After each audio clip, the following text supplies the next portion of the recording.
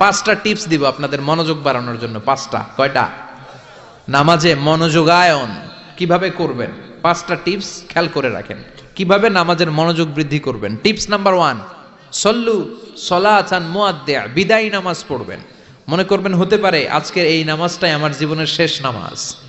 তাহলে প্রতিটা নামাজের সময় আমরা এই কথাটা ভাবি না কেন যে হতে পারে এই নামাজটাই আমার জীবনের শেষ নামাজ, হতে পারে আজকের এই সেজদাটা আমার জীবনের শেষ সেজদা। চিল্লায় বলেন ঠিক কিনা? বিশ্বনবী শিখায় দিলেন মনোযোগায়নের প্রথম পদ্ধতি।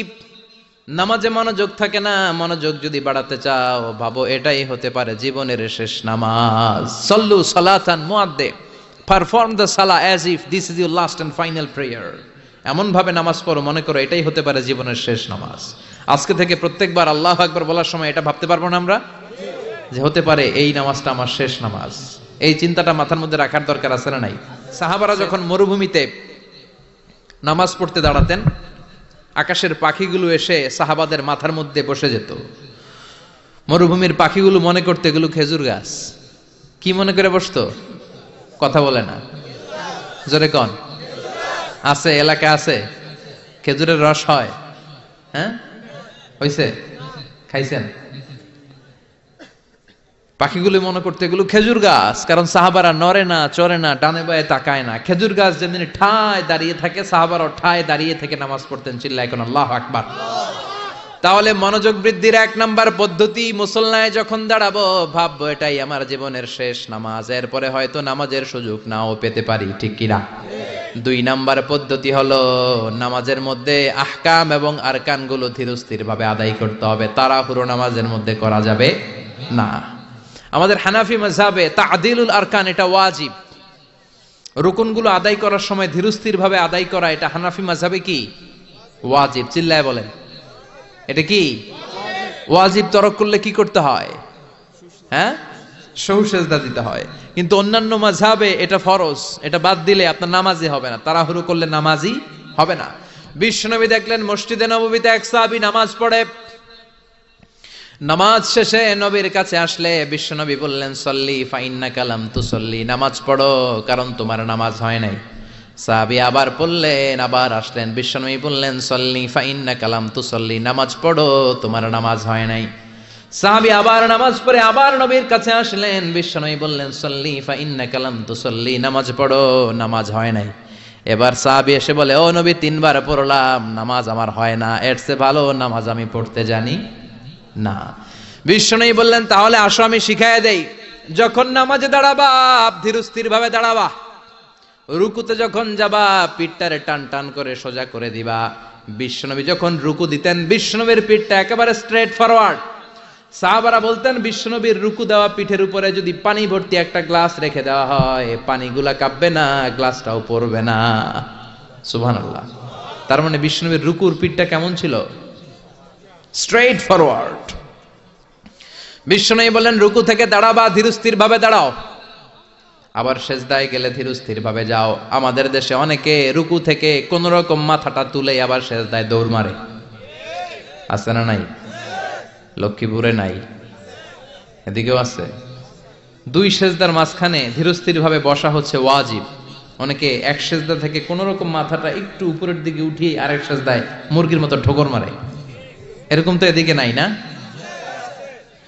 আবার অনেকে ইমাম সাহেবের আগে দৌড় মারে, আছে না নাই? ইমাম সাহেব সামি আল্লাহু লিমান হামিদা বলে দাঁড়াইছে, ওনার আর সহ্য হয় না, উনি আগে সেজদা দিবে কিন্তু ইমামের আগেও যাইতে পারে না, মাঝখানে যাইয়া হ্যাং হয়ে থাকে, আছে না নাই? মোবাইল মাঝে মাঝে হ্যাং হয় না, মানে সামনেও যায় না পিছনেও যায় না। তো ওনারাও ইমামের আগে সেজদায় যাবে, তো ইমাম যাইতে পারে না উনিও যেতে পারে না, মাঝ অবস্থায় যায় কি হয়? হ্যাং। হ্যাং হইবেন আপনারা? হ্যাং হওয়া যাবে না। তাহলে মনোযোগ বাড়ানোর 2 নাম্বার পদ্ধতি হচ্ছে কি করবেন? ধীরস্থির ভাবে। There is no rushing in salah, there is no hastiness in salah। নামাজের মধ্যে কোনো তাড়াহুড়ো নাই। তাড়াহুড়ো করলে এটা নামাজ হয় না। এমনকি নামাজের দিকে বিশ্বনবী তাড়াহুড়ো করে যেতেও নিষেধ করেছেন। ইদা উকিমাতিস সালাহ, নামাজ যখন শুরু হয়ে যাবে ধীরস্থির ভাবে যাবেন, তাড়াহুড়ো করে যাওয়া যাবে না। 3 নাম্বার পদ্ধতি জামাতে পড়বেন, তাহলে মনোযোগ বাড়ায় দিবে কে? বিশ্বনবী বলেন সালাতুল জামাআত আফদলু সালাতাল ফাজদি বি 27 দারাজা। একা একা নামাজ পড়লে যতটুকু সওয়াব হয়, জামাতে নামাজ পড়লে 27 গুণ বেশি সওয়াব হয়। জামাতে পড়ার দরকার আছে না নাই? জামাতে পড়লে আর মনোযোগ এদিক সেদিক যায় না। সবাই আল্লাহু আকবার, আমি আল্লাহু আকবার, সবাই আসসালামু আলাইকুম ওয়া রাহমাতুল্লাহ, আমি আসসালামু আলাইকুম ওয়া রাহমাতুল্লাহ। মন আমার এদিক সেদিক যাওয়ার সুযোগ আছে? কম, ঠিক কি না? 4 নাম্বার, নামাজে যা বলেন অর্থ বোঝার চেষ্টা করেন। আমরা সালাতে যেটা বলি এটার অর্থ বুঝি না। আমরা প্রতিদিন বলি আলহামদুলিল্লাহি রাব্বিল আর রহমানির মালিকি, আবার বলি সামি আল্লাহু লিমান হামিদা, কি কইলাম বুঝি নাই। সুবহান রাব্বিয়াল আলা মানে কি জানি না। আত্তাহিয়াত লিল্লাহি ওয়াস সালাওয়াত ওয়াত তাইয়্যিবাত অর্থ কি জানি না। এজন্য সালাতে যা বলেন এটা বুঝে বুঝে বলার চেষ্টা করেন। অ্যাট লিস্ট সালাতে যেটা আপনি পড়েন এটার অর্থটা শিখার চেষ্টা করেন, তাহলে বললে হৃদয়ের মধ্যে টাচ লাগবে, অন্তরে দরদ লাগবে, চিৎকার করে বলেন ঠিক কি না। 5 নাম্বার পদ্ধতি, নামাজের মধ্যে যে সুন্নাতগুলো আছে সুন্নাতগুলো আদায় করবেন, তাহলে নামাজের মধ্যে মনোযোগ বাড়ায়া দিবে কে? হাত তোলা সুন্নাত তোলেন। রফউল ইয়াদাইন যদি করেন, অভ্যাস যদি থাকে, বারবার হাত তোলা তুলেন, প্রতিবার তুললে 10টা করে সওয়াব। আমিন বলবেন, যে মসজিদে জোরে জোরে বলেন, আস্তে তো আস্তে বলেন, কিন্তু বইলেন, বলার দরকার আছে না নাই? বিশ্বনবী বললেন ইদা আম্মানাল ইমাম আমিনু, ইমাম যখন আমিন বলে তোমরাও আমিন বলো, কারণ তোমরাও যখন আমিন বলো ফেরেশতারাও আমিন বলে। তোমাদের আমিন ফেরেশতাদের আমিন যখন মিলে যায় তোমাদের জীবনের সব গুনাহ মাফ করে দেয় কে? এজন্য আমিন জোরে কোন বাস্তে কোন বলবেন, এটা ছাড়বেন না।